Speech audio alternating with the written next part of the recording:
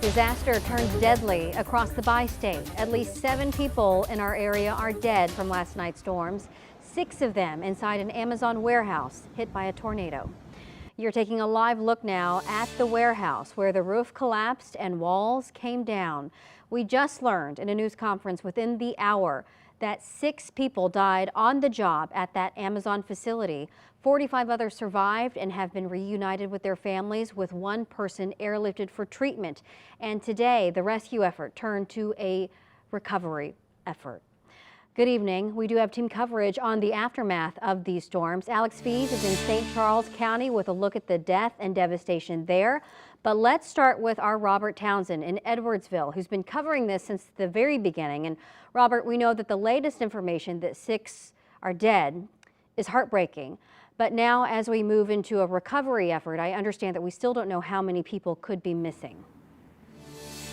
Yeah, Michelle, that's exactly right. Right now, investigators are telling us that they still don't know exactly how many of those Amazon workers are unaccounted for at this hour. Again, as you just said, the recovery efforts will resume bright and early tomorrow morning. Now, again, Governor J.B. Pritzker says this is a terrible day for Edwardsville and the entire state of Illinois. Just recapping for everybody, investigators now say 6 Amazon employees died just after 8:30 last night when a tornado ripped off a massive roof and stripped away siding and tossed around concrete pieces. All that in just a matter of minutes. Again, 45 employees got out of the battered building safely.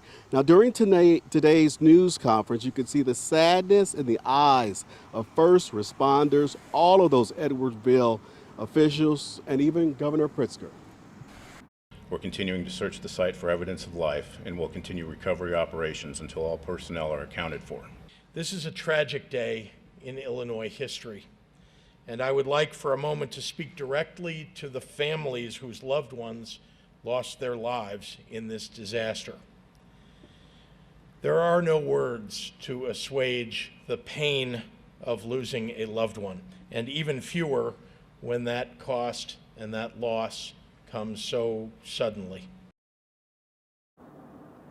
Now, anyone still looking for their missing loved one at this hour can call this number. It is the Edwardsville Police Department. The number is 618-656-2131. Again, you're looking at that number right here, 618-656-2131. And Governor Pritzker is also asking the public right now, 2 weeks before Christmas, to pray for those families, all of those workers and their friends, all of those people affected by this tragedy. We're live in Edwardsville tonight.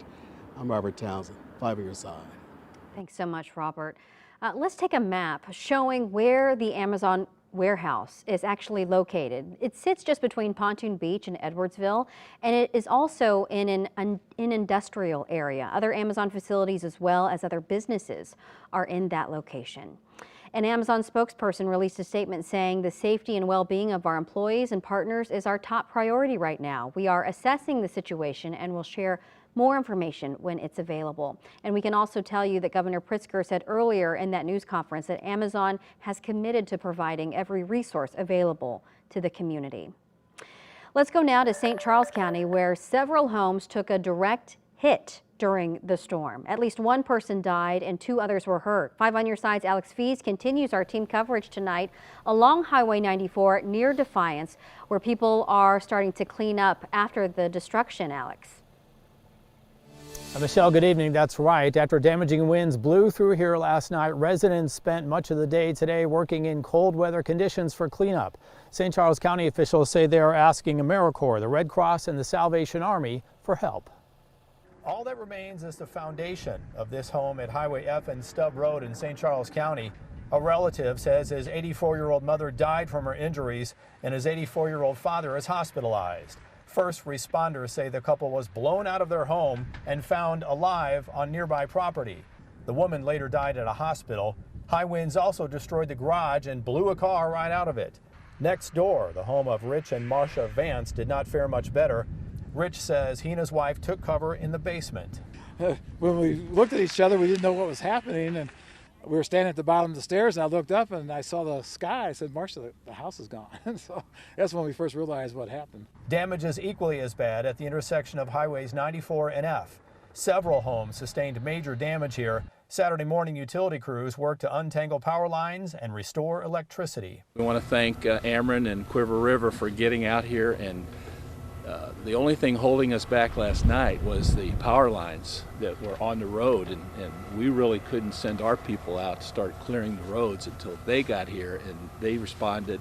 Back at Highway F and Stubb Road, this formerly flat metal sign bears testimony to the strength of the wind that blew through here. I've personally talked to several residents down here that said when they got those alerts on their phones or when they heard the sirens, they went to their basements and they sought shelter, and I'm confident that it saved lives. So I'm just begging the public to seek shelter when you hear those sirens and get those warnings. Officials here say further updates for St. Charles County residents can be found on the St. Charles County Regional Emergency Management Agency social media pages.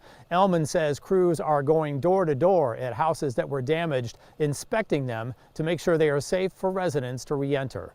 Live tonight near Defiance, Alex Fees, 5 on your side. Just really incredible images. Thank you, Alex. Of course, it has been a very difficult day for a lot of people throughout the Midwest. Chief Meteorologist Scott Connell is here. And Scott, just so much loss with all these storms. Yeah, you know, not only locally, but pretty extensive damage going farther to the south as well, across parts of the Boot Heel into Kentucky, parts of Tennessee as well.